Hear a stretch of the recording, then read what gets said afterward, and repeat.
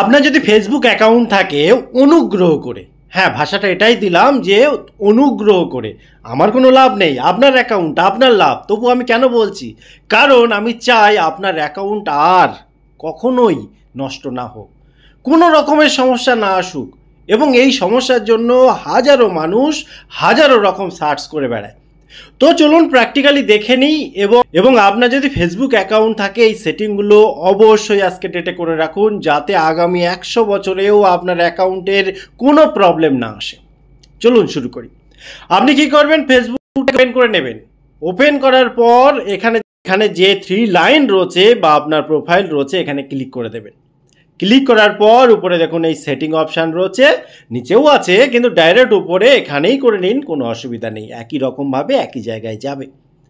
এবার এখান থেকে এখানে দেখুন একটা অপশান রয়েছে যে অ্যাকাউন্ট সেন্টার, এই অ্যাকাউন্ট সেন্টারের যে কোনো এক জায়গায় এরকমভাবে ক্লিক করে দিন।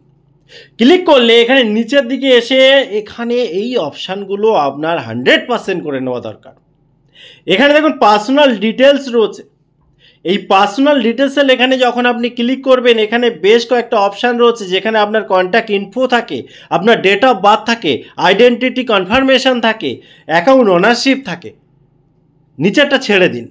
কিন্তু আপনার যে ডেট অফ বার্থ রয়েছে আপনার কাউকে দেখাতে হবে না, অনলি মি করে রাখুন, কিন্তু আপনার যে অরিজিনাল ডেট অফ বার্থ সেটা দিন, কারণ ভবিষ্যতে যদি আপনার ফোনে কোনো রকম প্রবলেম হয়, অন্য কোনো ডিভাইস থেকে অ্যাকাউন্ট খুলছেন বা আপনার ফোন থেকে খুলছেন, কোনো রকমের পাসওয়ার্ড পাচ্ছেন না, সেক্ষেত্রে অনেক সময়ই আপনাকে প্রমাণ করতে হয় যে আপনি অরিজিনাল মানুষ। শুধু যে ডেট অফ বার্থ তা নয়, উপরে দেখুন কন্ট্যাক্ট ইনফো রয়েছে, এখানে যদি আপনি ক্লিক করেন, এখানে নিচে দেখুন অ্যাড মোবাইল নাম্বার, এখানে অ্যাড মোবাইল নাম্বার আপনি অন্তত দুটো রাখুন, দুটো মোবাইল নাম্বার অন্তত রাখুন, ঠিক আছে।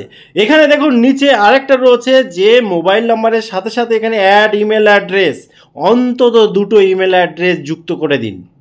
আবারও বলছি, অন্তত এখানে এসে দুটো মোবাইল নাম্বার যুক্ত করুন। এখানে প্রথমে ফেসবুক বা ইনস্টাগ্রাম সবটাই আছে, এখানে যদি কিছু না ঠিক থাকে এখানে ফেসবুক করে দিন, একই সাথে ইনস্টাগ্রামও যদি আপনি করে নিতে চান করে নিতে পারেন, কিন্তু মেন বিষয় হচ্ছে আমি ফেসবুক নিয়ে বলছি।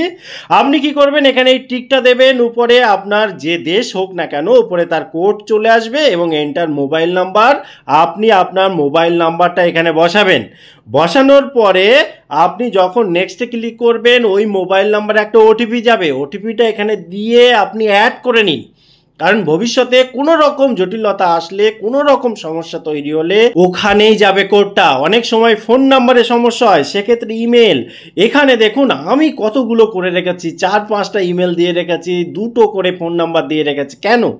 কারণ আমি চাই না এই ফেসবুক অ্যাকাউন্টটা কোনোভাবে নষ্ট হোক, তার জন্য করে রেখেছি। এবং আপনাকে খুব ভালোভাবে বুঝতে হবে একটা জিনিস, খুব ভালোভাবে বুঝতে হবে, এখানে এই যে আইডেন্টিটি কনফার্মেশন, এখানে যদি আপনি ক্লিক করেন একটা জিনিস এখানে খেয়াল করে দেখুন, যে কনফার্ম ইওর আইডেন্টিটিতে যদি আপনি ক্লিক করেন, তাহলে আপনি দেখবেন যে এই জায়গাটায় আপনি ক্লিক করলে প্রোটেক্ট ইওর অ্যাকাউন্ট, এখানে যদি আপনি আসেন, প্রথমত পাসওয়ার্ড দিয়ে খুলে নেবেন, তারপরে কন্টিনিউ করবেন। কন্টিনিউ করলে ওখানে যে দুটো তিনটে জিনিস চায়, যে আপনার যে প্যান নাম্বার কিংবা আপনার যে ID card, voter ID card, এগুলো আপলোড করতে বলে, এবং আপনার যে ডিটেলস ঠিকানা সেগুলো দিতে বলে। মনিটাইজেশনের ক্ষেত্রেও অনেক ক্ষেত্রে এইগুলো ফিল আপ করতে হয়, এবং আমার বক্তব্য যেটা, এক্ষুনি আমি ওগুলো করতে বলছি না, কিন্তু যে জন্য এই ব্যাখ্যাটা দিলাম সেটা হচ্ছে, যখনই আপনি এটা করতে চাইবেন তখন কি হয়, আপনার অরিজিনাল নামটা তো দিতে হয়। ধরুন আপনার আমার অরিজিনাল নাম হচ্ছে সৌমেন মণ্ডল, আমি ফেসবুক খুলে রেখেছি টেকনিক্যাল সৌমেন, হতেই পারে পেজের ক্ষেত্রে, প্রোফাইলের ক্ষেত্রে আমি সবসময় বলবো অন্তত নিজের নামটা দিন, বা আপনি পেজ প্রোফাইল যে নামই দিন, আপনি সারনেম হিসাবে বা অন্য কোনো নাম হিসাবে ব্র্যাকেটের ভেতরে যেভাবে হোক, যেভাবে পারে, যেখানে অ্যাবাউট সেন্টার রয়েছে, অ্যাবাউট সেকশন রয়েছে, আপনার নিজের অরিজিনাল নাম, এবং যাতে করে আপনি পরবর্তীকালে প্রমাণ করতে পারেন এই অ্যাকাউন্ট অ্যাকচুয়ালি আপনারই অ্যাকাউন্ট।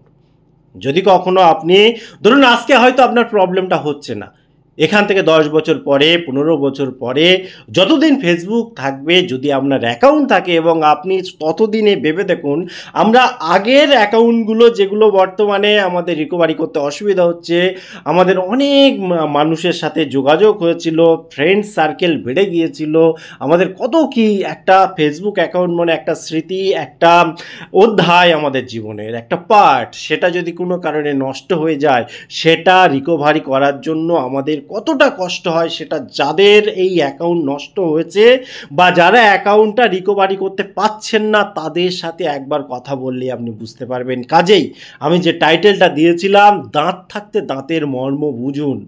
এখন আপনার হয়তো সব কিছু ঠিক আছে, আপনি আপনার অ্যাকাউন্টটা খুলতে পারছেন, সব ঠিক আছে, কিন্তু যেদিন প্রবলেমে পড়বেন তখন কিন্তু এইগুলোরই দরকার হবে। রিকভারি ফোন নাম্বারের দরকার হবে, রিকভারি ইমেলের দরকার হবে, আপনার অরিজিনাল আইডেন্টিটির দরকার হবে, আপনার অরিজিনাল নামের দরকার হবে। সেই সাথে আমি অবশ্যই সবাইকে বলবো, আপনাকেও বলবো, সব সময় প্রথমত যেগুলো বললাম ওগুলো করে নিন। করে নেওয়ার পর এখানে যে পাসওয়ার্ড অ্যান্ড সিকিউরিটি আছে, এখানে একটা এই যে চেঞ্জ পাসওয়ার্ডে একটা স্ট্রং পাসওয়ার্ড দিন। পাসওয়ার্ডটা আপনি মনে না রাখতে পারেন, লিখে রাখুন এবং সেই সাথে সাথে টু ফ্যাক্টর অথেন্টিকেশানটাও দিয়ে রাখুন। অনেকে টু ফ্যাক্টর অথেন্টিকেশান এই জন্য দিয়ে রাখে না যে অনেক সময় ভুলে যদি যায় সেক্ষেত্রে এই রিকভারি করতে অসুবিধা হয়। তবে আমি বলবো অবশ্যই টু ফ্যাক্টর অথেন্টিকেশান করে রাখুন, তাহলে আপনি স্ট্রং যে প্রোটেকশান সেটা কিন্তু পাবেন। এরকমভাবে আপনি চাইলে পাস কিটাও করে নিতে পারেন, পাস কিটাও কিন্তু খুব ইম্পর্টেন্ট, এগুলো অবশ্যই করে রাখুন।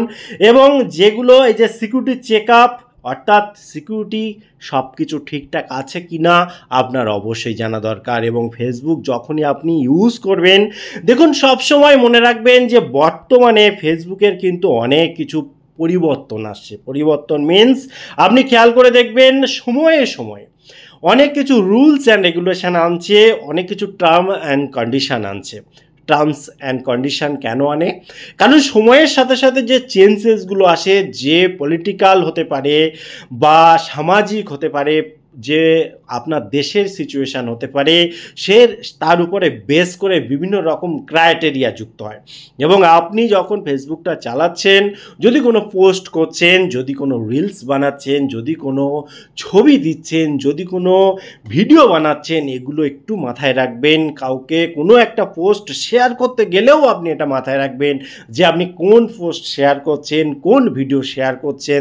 এমন কিছু করবেন না যেটা টার্মস অ্যান্ড কন্ডিশনের বিরুদ্ধে যায়, ফেসবুকের দৃষ্টিতে আসে এবং আপনার অ্যাকাউন্টের উপরে তার এফেক্ট পড়ে। কাজে এগুলো মনে রাখুন, এগুলো মেনটেন করতে থাকুন।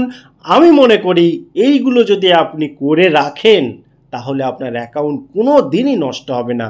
এবং রিকভারির জন্য বারবার ইউটিউবে এসে, ফেসবুকে এসে, গুগলে গিয়ে, সোশ্যাল মিডিয়ায় সাহায্যের জন্য বা কিভাবে রিকভারি করব তার জন্য কন্টেন্ট খুঁজতে হবে না, দেখতে হবে না, কারোর সাহায্য নিতে হবে না। টোটাল ইনফরমেশান কেমন লাগলো? যদি মনে হয় এটা ইনফরমেটিভ এবং এটা আপনার বন্ধু বান্ধব আত্মীয়দেরও জানানো দরকার আছে, আপনি নিজে বলুন। যদি নিজে ভালোভাবে গুছিয়ে বলতে না পারেন, এই ভিডিওটা শেয়ার করে দিন, তার উপকার হয়ে যাবে। দাঁত থাকতে দাঁতের মর্ম সেও বুঝবে। টোটাল ইনফরমেশান কেমন লাগলো অবশ্যই কমেন্ট করতে ভুলবেন না। আবার দেখা হয় পরবর্তী ভিডিওতে। ততক্ষণ ভালো থাকুন, সুস্থ থাকুন, বাই বাই।